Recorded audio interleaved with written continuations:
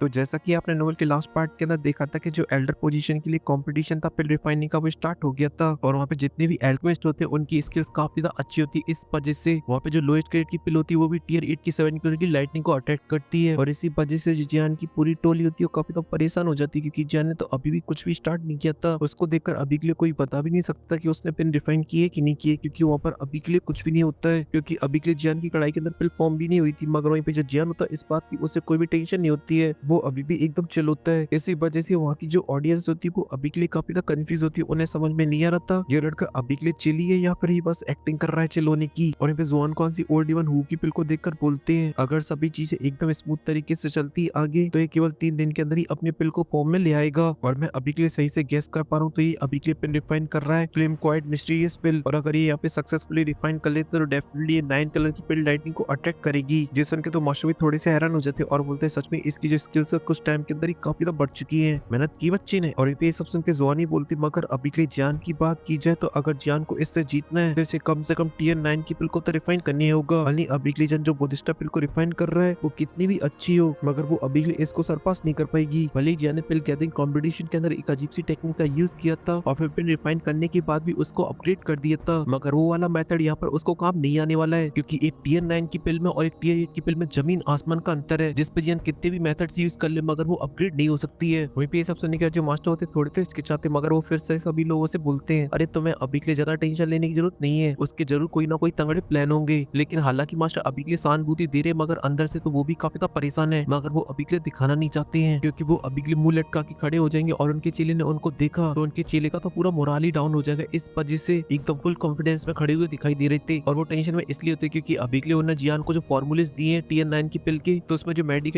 Use होते हैं उससे जियान बहुत ही अलग यूज कर रहा है। इस वजह से मास्टर को इतना तो कंफर्म हो चुका था कि जियान अभी के लिए उन दोनों ही पिल में से कोई भी पिल नहीं बना रहा है। अब तीसरी कौन सी पिल बना रहा है वो कंफ्यूज कर रही थी मास्टर को क्योंकि बिना फॉर्मूले के टियर 9 की पिल को नहीं बनाया जा सकता है और इसी वजह से मास्टर को एक और टेंशन खाई जा रही थी जो जियान है वो कहीं ऐसी मुंह उठा के कुछ भी तो नहीं बना रहा है। और ऐसे जो 2 दिन होते हैं वो बीत जाते हैं जहाँ पे जो सभी एल्केमिस्ट होते हैं उन्होंने अपने पिन को रिफाइन कर लिया होता है और अभी तक जो सबसे हाईएस्ट पिल बनी थी वो होती है 8 कलर की पिल लाइटनिंग वाली। और उस पूरी अरीना के अंदर सिर्फ 2 लोग रह गए थे जहाँ पर एक बंदर सी शकल वाला एल्डर होता है और दूसरा हमारा टर्की जियान। इसी वजह से वहाँ पे जितने भी लोग होते सभी लोगों की नजरें इन दोनों के ऊपर टिकी होती है जहाँ पर अभी के लिए सभी लोगों ने ओल्ड इवन हुआ की पिल को पहचान लिया होता है। इसी वजह से सभी लोग आपस में बातें करने लगते और बोलते अगर इसने इस पिल को सक्सेसफुली रिफाइन कर दिया तो यहाँ पर आसमान 9 कलर वाली पिल लाइटनिंग देखने को मिलने वाली है और ये अभी तक की सबसे स्ट्रॉन्ग पिल होगी। और फिर जब सभी लोग जियान को देखते तो उन्हें देखने को मिलता है कि जियान तो अभी के लिए जल्दी भी तल रहा है क्योंकि उनको जियान की हैंड साइन बहुत ही अजीब लग रही होती है, इसी वजह से वो फेमस हो रहा था। और फिर बात की है जियान की पिल की तो वहाँ पर अभी के लिए कुछ भी नहीं होता है। उसने जो मेडिकल इंग्रेडिएंट को रिफाइन करके जो लिक्विड को कलेक्ट किया होता है उसका भी अभी के लिए कोई अता पता नहीं होता है, बस उसकी कढ़ाई के अंदर एक ड्रैगन घूम रहा था जिस वजह से अभी के लिए पता भी नहीं चल रहा था कि उसके अंदर कुछ है कि नहीं है। मगर इन्हीं सभी चीजों के बीच में अचानक से आसमान के अंदर काले काले बादल छाने लगते हैं और वहाँ पर काफी पावरफुल थंडर होने लगता है जिसे देखकर एक बंदा बोलता है ओ